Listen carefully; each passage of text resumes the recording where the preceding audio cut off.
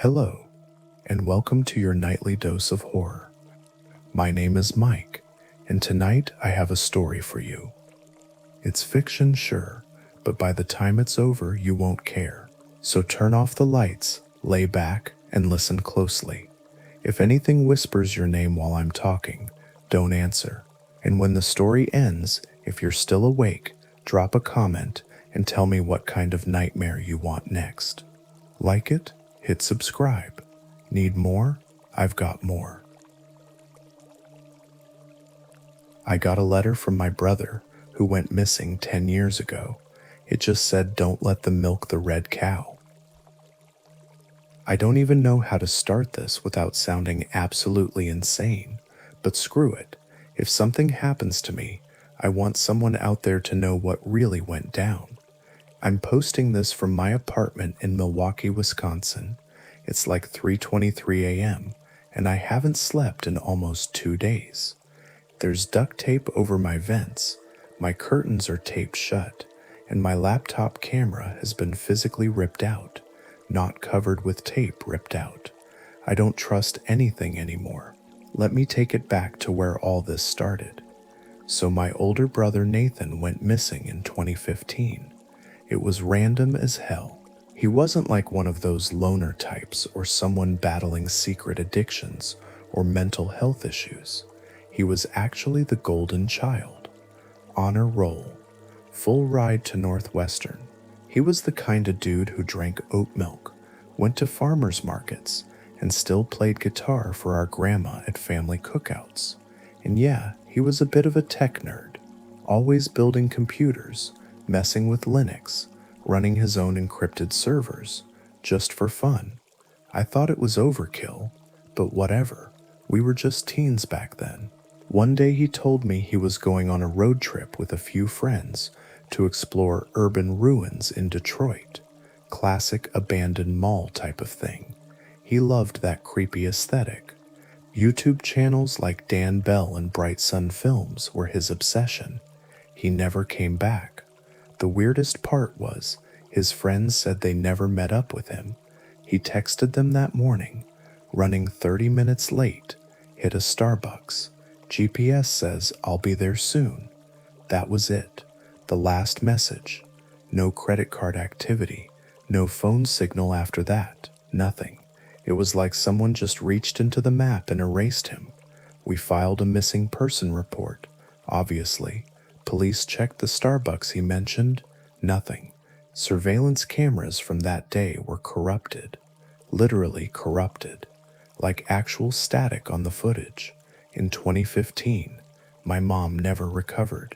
She still sets a plate for him at Thanksgiving. I couldn't handle it anymore, so I moved out, finished school, and tried to just forget. Until last Friday. I was at work, nothing crazy, just editing TikToks for a local media company. I came back from lunch, and my boss looked freaked, like full-on white in the face. She asked if I could come into her office real quick. She handed me a yellow padded envelope with no return address, no postmark, just my name on it. Handwritten. Sloppy but familiar. Inside was a single folded piece of paper and a flash drive. The paper had my brother's handwriting. I know that sounds cliche, but I'd recognize it anywhere. I have old notes from him stuck in my high school yearbooks. It just said, "Don't let them milk the red cow." That's it. No signature, nothing else. Just that single sentence and the flash drive. I laughed at first. Like, what the hell does that even mean? Is this some sick joke? But then I started spiraling.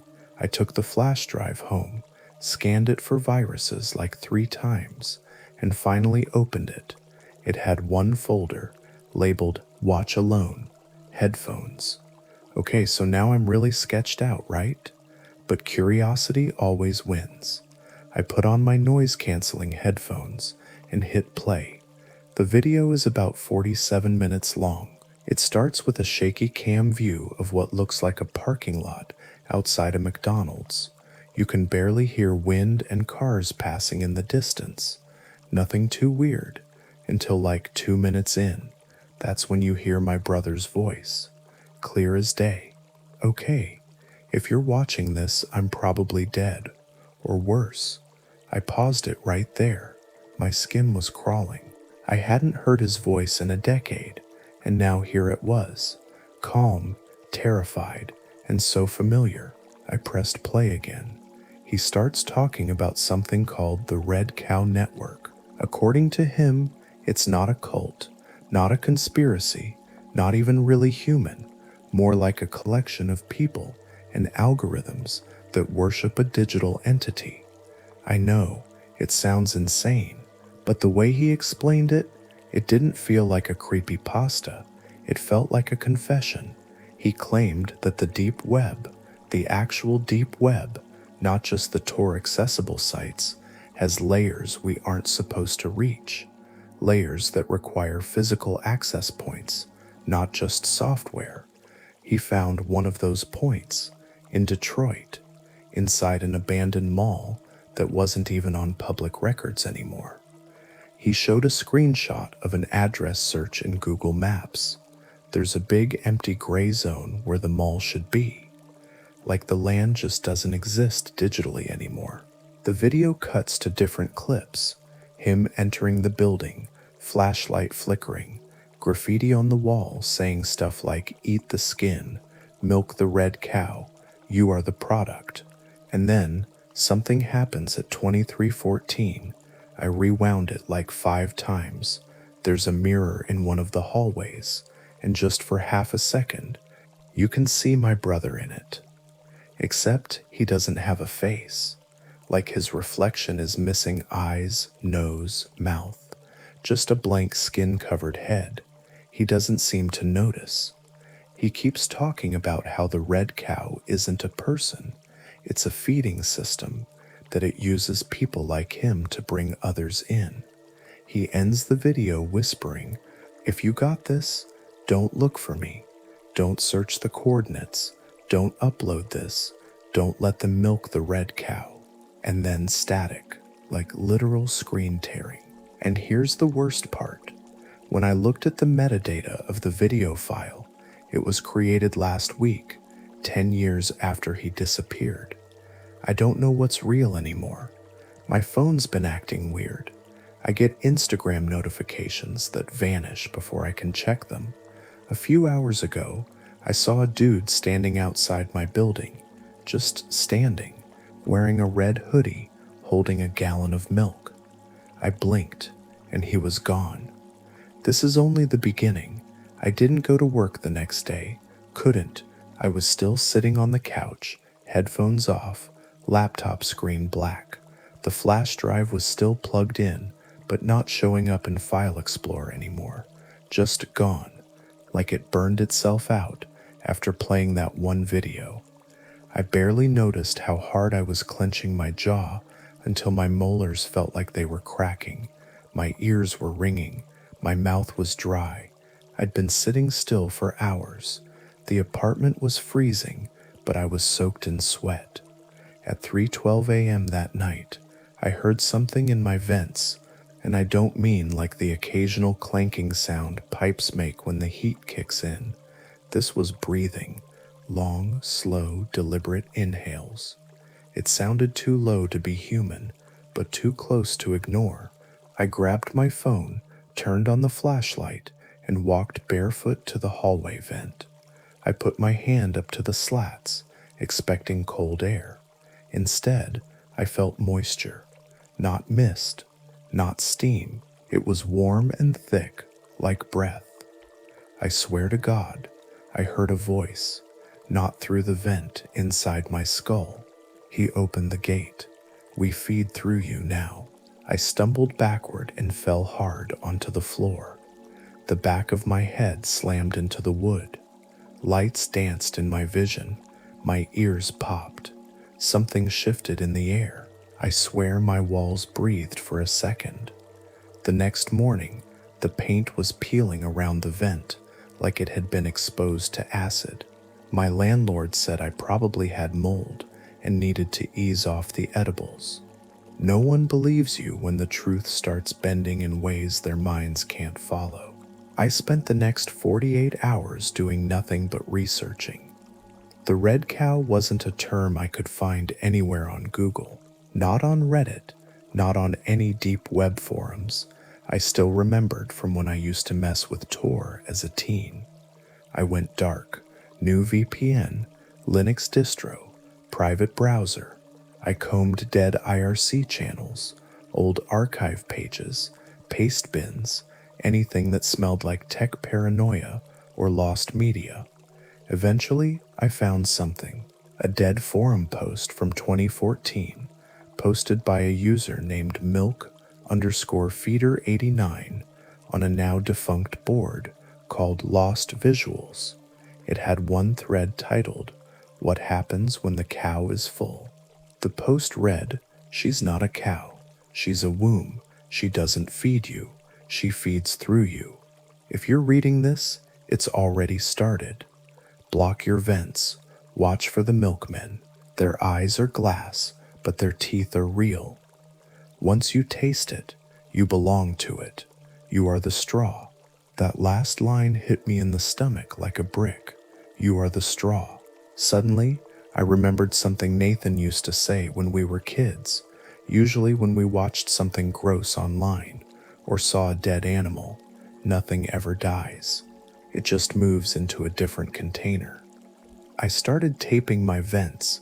I sealed every crack in the windows with aluminum foil and duct tape. I even unplugged my smart TV. Anything with a mic or camera, gone. And still, the breathing came back. Not just through the vents now. It came from inside the fridge, from behind the bathroom mirror, from the floorboards. That night, I got a DM on my Instagram. It was from a new account. No profile picture. No followers. Username @milkman1998. It said, "We're in your Uber Eats. Try the milkshake." I hadn't ordered anything. 10 minutes later, someone buzzed my apartment door. I looked through the peephole. Nothing. I opened the door slowly. A McDonald's bag was sitting on the doormat, still warm. I brought it inside against every part of my better judgment and opened it with the tip of a knife. Inside was a single item, a large vanilla milkshake. No receipt, no straw. I poured it into the sink. The smell hit me first. It wasn't sour like spoiled milk. It was sweet, sickeningly sweet, like candy and rotting fruit, and it was thick, like mucus. Then something in the shake twitched. I don't mean figuratively. Something inside the milkshake moved. I screamed. My neighbors banged on the wall. I dumped the rest into the trash, sprayed the drain with bleach, and locked myself in the bathroom. I sat there shaking until the sun came up. I didn't sleep for 2 days. When I finally passed out on the couch, I woke up to find a red circle drawn on the ceiling above where my head had been. It wasn't paint, it was blood, dripping slowly, warm, fresh, but there was no source. The ceiling above me was dry, no hole, no pipe, just a single message written next to it in faded Sharpie. "Don't let them milk you while you sleep." That was when I left my apartment. I checked into a cheap hotel outside the city, brought only my essentials. No electronics besides a burner flip phone. Still, it followed me. I woke up in the hotel room at 2:46 a.m. to the sound of scratching, not at the door, inside the walls. I pushed the nightstand aside and found a hole just behind the outlet. Inside the hole was a Polaroid photograph taped to the wiring. The photo was of a man sitting in a chair, naked, blindfolded, mouth sewn shut. His body was covered in tubes connected to glass jars. The jars were filled with white. On the back of the photo, it said "Cow Hash 34, productive, wants to be taken offline, denied." I vomited in the hotel sink. This isn't just some online cult. This isn't even paranormal anymore. It's industrial, a system, a farm. People are being kept alive, hooked up, harvested, and my brother, he's one of them. Or worse, he's one of the ones running it. I had a dream that night. I don't dream often, but this one felt like I wasn't supposed to see it. I was back in that abandoned Detroit mall my brother mentioned, except it was full, brightly lit, smiling people everywhere, children eating ice cream, couples shopping, K-pop playing from ceiling speakers. But everyone was drinking something white, all of them, babies in strollers, old ladies on benches, security guards, even a cop, all sipping from the same exact carton. And on the front of the carton was a picture of my brother's face, not a missing person ad, just a photo, smiling, but his eyes were wrong, like they were printed on, and under his face, in bright red lettering, it said Red Cow brand, always fresh. I woke up screaming. The hotel manager was knocking on my door with a security guy behind him. They said someone filed a noise complaint. Before I could even respond, the security guy handed me a manila envelope. He didn't say where it came from. I opened it. Inside was another letter, in the same handwriting, my brother's. They can use your skin now. You were tagged through the screen. You shouldn't have watched. You open the straw. They will wear you next. Don't let them milk the red cow. Don't let them milk you. At the bottom of the page was a single red fingerprint. Too small to be my brother's. Too fresh to be from a dead man. I don't think I'm me anymore. I see reflections that don't match. I talk and sometimes my voice doesn't sound right. Last night, I saw someone in the mirror. Not me. Someone else in my eyes. They blinked when I didn't. They smiled when I cried. I'm uploading this now using a stolen connection. If this post disappears, you'll know why. If you get a milkshake you didn't order, don't drink it. If someone outside your house is holding a gallon of milk and just smiling, don't open the door. If your vents start breathing, run. I haven't slept since I wrote part 2. I don't think I can anymore. Every time I close my eyes, I hear things. Wet sucking sounds, clicking teeth behind my ears, a cold mechanical voice that whispers directly into my spine. You are born for this. You are soft. You are warm. You pump. I haven't even looked in a mirror in 4 days. Because now, when I walk past anything reflective, phone screen, window, puddle, I don't see myself. I see others, not copies of me, not hallucinations, just other people, watching, smiling, wearing me like a costume that doesn't fit quite right. I think I'm infected, or maybe I'm already harvested, and this is just the residual twitching of something that used to be human. Last night, I broke into a place. I know how that sounds, but I needed answers, and I was out of options. You see, in the final frame of that video, my brother left on the flash drive, the one where he tells me not to let them milk the red cow. I noticed something weird, a sign, barely visible, behind him. It was just a green exit sign with a flickering light. But that exit sign was attached to a corporate hallway, not like a creepy abandoned place. I'm talking clean linoleum floors, sanitized walls, even a little mounted wall, AED with a corporate safety sticker on it. I did some deep diving, and by matching certain fire exit layouts and lighting regulations, I was able to track the hallway to a biotech lab in northern Illinois, a place called Venpure Nutritional Science. Totally real company. Google it. Website's clean and professional. Lots of buzzwords like ethical lab-grown supplements, sustainable dairy-free proteins, FDA-adjacent partnerships, except there's no physical address on their site. You can't even find a map pin.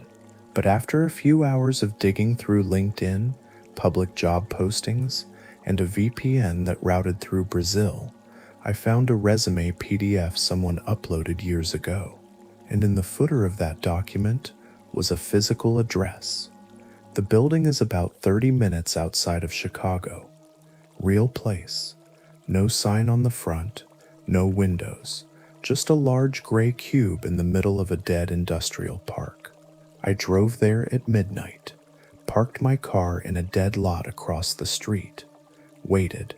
No cars came, no employees, no deliveries, but the building was on. You could see faint light slipping out from the vents. I walked around the perimeter until I found a rusted emergency exit. The handle didn't work, but I noticed something chilling. The door had scratches on the inside, as if someone had been trying to claw their way out. Eventually, I found a maintenance door that was slightly ajar. I slipped inside. It took my eyes a second to adjust. The air was cold and wet, like the inside of a refrigerator that hadn't been opened in years. I was in a hallway, linoleum floors, clean walls, same as the video, but there were no rooms, just long stretches of corridor and weird posters that looked like public service announcements. They were all the same shade of sterile white, with cheerful slogans written in Helvetica. Don't fear the milk, be the milk. Your output is our input. Let's work together. Compliance is compassion. Then I started seeing the glass, long observation windows. I pressed my face up to one, and my stomach folded in on itself. Inside was a room filled with reclining dental chairs. In each one sat a human being, slouched, unconscious.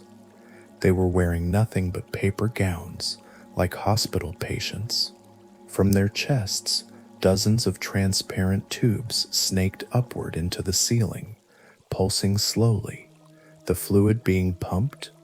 It wasn't blood. It wasn't anything I've seen in any living thing. It was white, off-white, murky, somewhere between milk and pus. I stumbled back and nearly screamed, but I caught myself, barely. Then I looked at the doorframe. Above it was a tiny engraved metal plaque, production line, class cows. That's when the screaming started. Not mine, theirs. Suddenly, from behind the walls, I heard what I can only describe as muffled howling, but not animal howling. People screaming, sobbing, gagging. One voice in particular, I could still hear it now, kept repeating, "Please unplug me. Please, please, I can feel my teeth moving." And then it cut off, like someone hit mute. I followed the hallway until I came to a double door labeled Culling Bay. I shouldn't have gone in. I knew I shouldn't have, but I couldn't stop myself.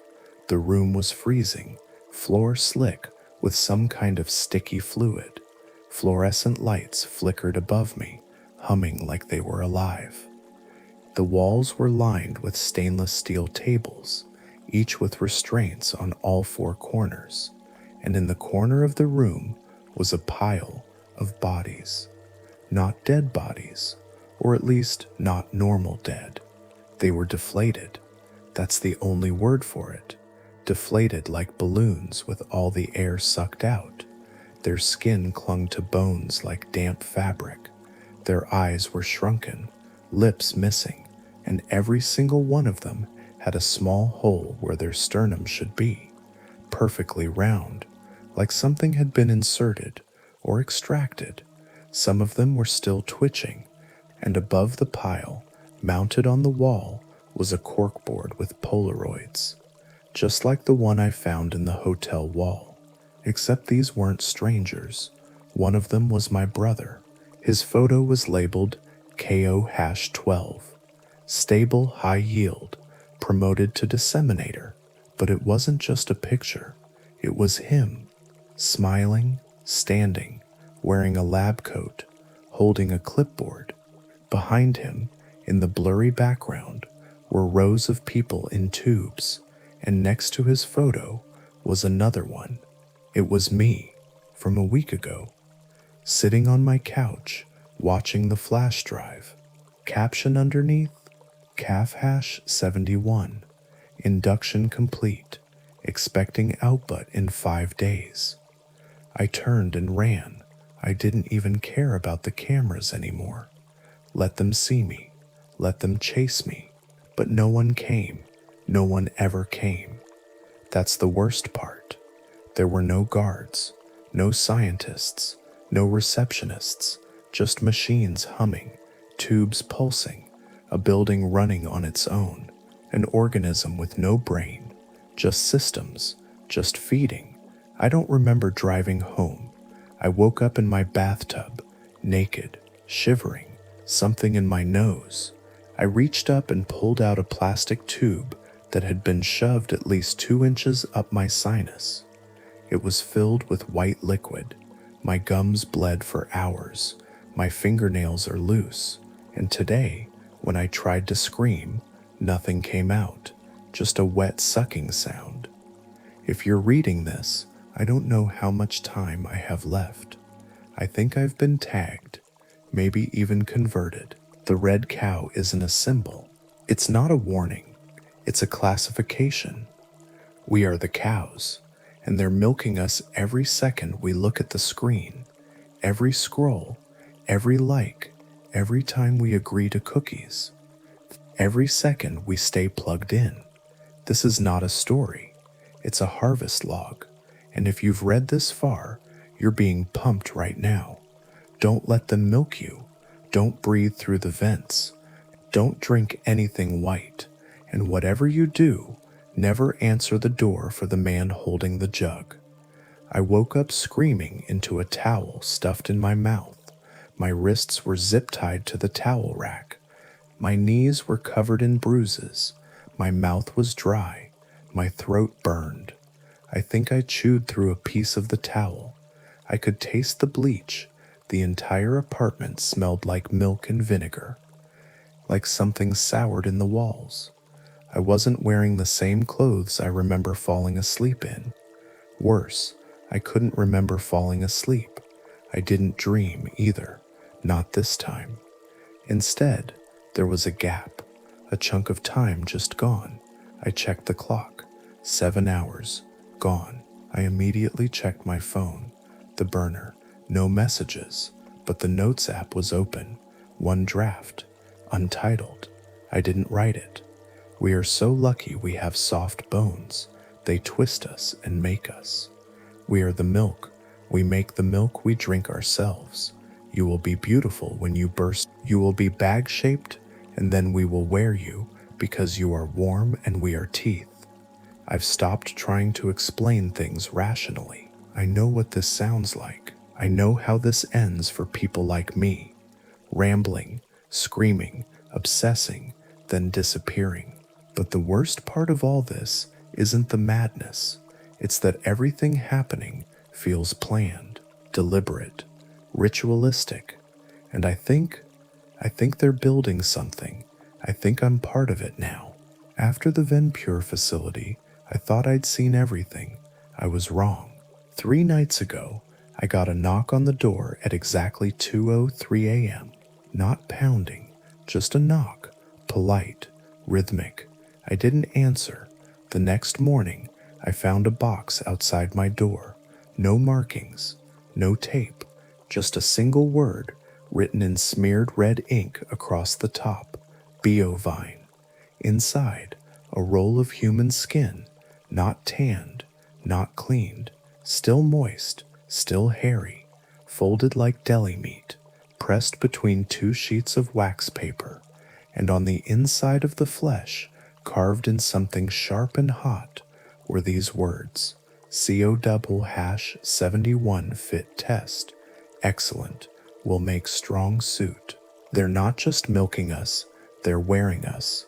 I left the city that night, rented a car under a fake name, no GPS, no phone, drove north until the cell signal disappeared and the gas station stopped having logos. I found a forgotten motel on the edge of the woods in northern Wisconsin. No Wi-Fi, no cameras, the kind of place where the pillows smell like cigarettes and the walls bleed heat in winter. I thought I was safe until I saw the milkmen. They came at dusk, 3 of them, long coats, black rubber gloves, surgical boots caked in something yellow. Not mud. They weren't driving. They walked to the motel, one carrying a metal case, another carrying what looked like a cooler. The third held a skin suit, not a costume, a suit of real skin, mouth open, eyes still wet, hair still attached, and stitched into the forehead, a little embroidered patch with a corporate logo. Then pure nutritional science. I watched from the window, peeking through a hole in the curtain. They didn't go to the front desk. They went straight to room 7. I was in room 9. Room 7 had a woman in it, middle-aged. Looked like she was running from something too. We hadn't spoken, but I saw her earlier, checking in with nothing but a duffel bag and a box of burner phones. I saw the milkmen go in. I didn't see her come out, but I did hear something. Not screaming, whimpering, like a calf, a baby animal, low and lost and full of wet bubbles in the throat. Then the click of something being opened. A zipper? No, a cooler. I don't know how long they were in there. Maybe 15 minutes, maybe 3 hours. Time is weird when the air smells like boiled skin. Eventually they left, carrying a new cooler and wearing her. Her arms didn't fit quite right on the third man. Her shoulders were too wide for him. Her hair dragged along the floor. Her face sagged, but she smiled, and her mouth was moving, like it was trying to warn me. I left again, didn't pack, didn't check out, just drove. Eventually, I ran out of road. Had to walk through the forest with nothing but a flashlight and a stolen motel sheet wrapped around me.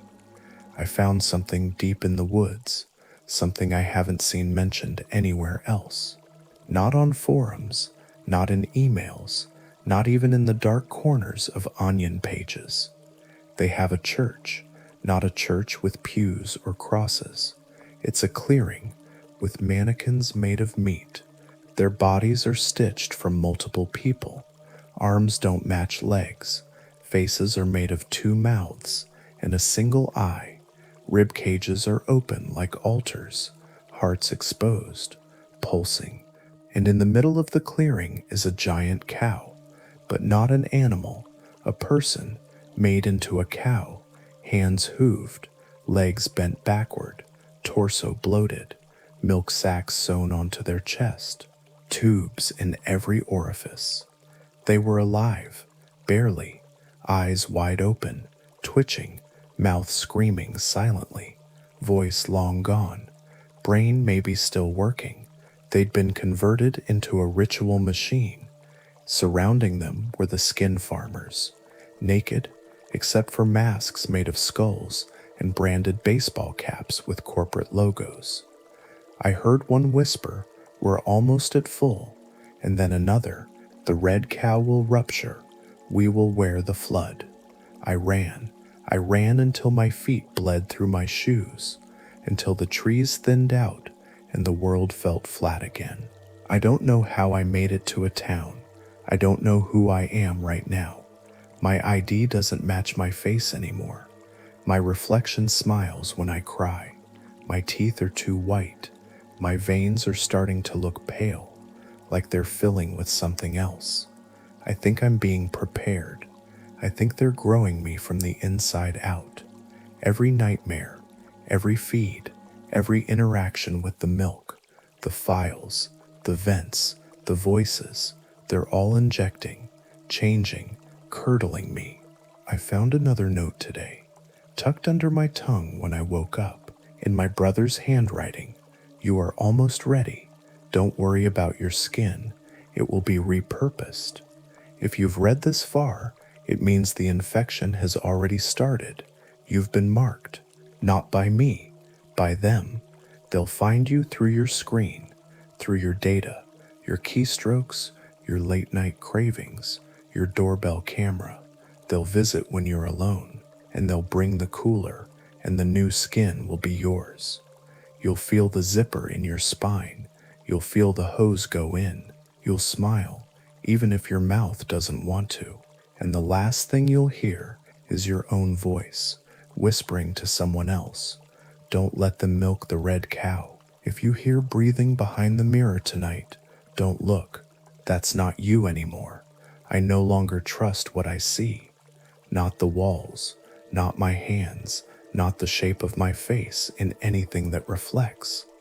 I've stopped looking into puddles, stopped answering knocks. I can feel them inside the floorboards now, throbbing like arteries. The building pulses with every breath I take. I don't think I live in an apartment anymore. I think I live inside something. 4 nights ago, I cut myself open to see if anything red would come out. It didn't. It was white, not blood, not pus, milk. It slid from my skin in long, viscous strands. I remember crying, or trying to. But instead of tears, I felt my eyes swell, foam leaking from my ducts, every gland, every pore. I've become a sac, something soft, expandable, and still they haven't harvested me yet. I think they're waiting for something. The day before yesterday, I heard my mother's voice. I haven't spoken to her in years. I thought she was in another state.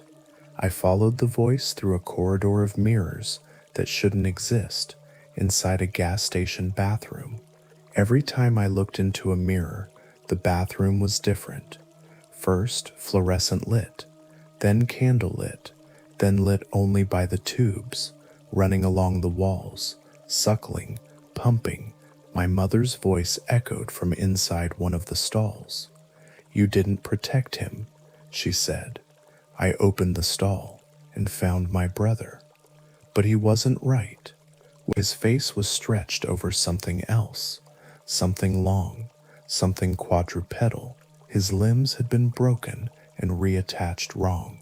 His jaw opened vertically. His stomach had been hollowed out into a glass tank, filled with milk and floating organs. He looked up at me, smiling through milky eyes, and he said, "The red cow wasn't a warning, it was a request. We want to be milked. You should too." Then he stood on all fours and galloped backward into the wall. That same night, I found a package waiting for me inside my motel fridge, wrapped in wax paper. No name, no address. Inside was a single item, my face, not a mask, my actual face, stitched together, drying at the edges, and in the sockets where eyes should be, 2 small pearls, white, milky, warm. Underneath it was a receipt from a McDonald's near Chicago. Customer name, COW-71, ready to serve. Order, 1 face, 1 skin, 1 heart, pending, 1 gallon, awaiting burst. At the bottom it read, "You will be walked into. Your mouth will become the entrance. Your bones will become signage. Your screams will be the hold music." I think I'm becoming the next location. Tonight was different. I felt the pressure shift in the air. The moon looked boiled. Thick clouds hovered like gauze over wounds in the sky. Time moved strange. I followed a trail of wet footprints down a hotel hallway that didn't exist on the blueprint. They led to a service elevator. Inside was a man in a Starbucks apron, but instead of a name tag, he had a barcode etched into his skin. No eyes, just sockets filled with milk. When he smiled, his teeth clicked like machine switches. He said, "Do you want to try our new seasonal offering?" Before I could run, the elevator doors shut. We went down for 11 minutes, and when they opened, I wasn't in the hotel anymore. I was underground, The walls were pulsing sacks of tissue. Veins ran like Christmas lights across the ceilings. Every few feet, a bag of flesh hung from the rafters, dripping milk into metal drums. Some of the bags twitched, some whispered, some sang. The hallway was lined with doors, each labeled with a phrase: calf pending processing, cow in recovery, flesh room, do not unzip.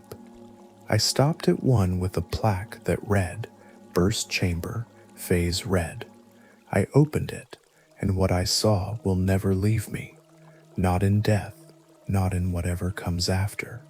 Inside was a stage, a theater of flesh. An audience of skinless humanoids sat in silence, their heads opened like flowers, white fluid spilling down their shoulders. Their faces were smeared with brand logos: YouTube, TikTok, Starbucks, Meta, Netflix, all tattooed into their scalps. And on the stage was a single cow, huge, grotesque, patchwork skin barely holding together the mass beneath. But it had my voice. It kept repeating, like and subscribe, like and subscribe, like and subscribe, milk and survive.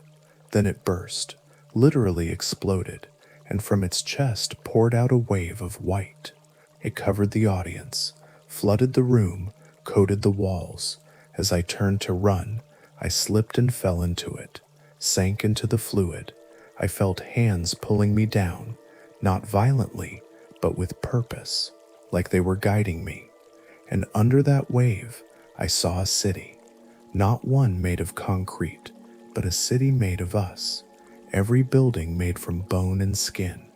Elevators that screamed when they rose. Escalators made of spinning tongues. The windows blinked. The walls flexed. People were walking the streets, except they weren't people. They were empty suits, animated by milk, sagging skins, hollowed out smiles, chattering teeth. Everything ran on milk. Billboards dripped. Buses mooed. Dogs sucked fluid from sidewalk veins. And above it all, in the sky, a colossal udder, the size of a moon, suspended by black cords, leaking into clouds, feeding the cycle. Every drop falling from it formed a new person, a new suit, a new mouth to scream into the void. I don't know how long I was under, but I woke up in my car, hands trembling, a gallon of milk in the passenger seat, red lettering across the label. Product ready. Installation approved. My tongue has started to split at the center. There's something moving under my scalp. My fingernails are falling off. And when I speak, the voice that comes out isn't mine anymore. It sounds like an ad, a pitch, a warm, happy voice telling you it's okay, that you'll feel better after the burst. This is my last update. There won't be a part 6 because there won't be a me. They're going to unzip me soon. They'll walk in, one by one. They'll wear my skin like a coat, and when they smile at you through my face, they'll say, don't let them milk the red cow. But it'll be too late, because they already milked you while you read this. If you hear the whirring in the vents, if your milk tastes too warm, if your face starts to sag, it's not just a glitch, it's not just a dream. You're soft, you're warm, you pump, and now you burst.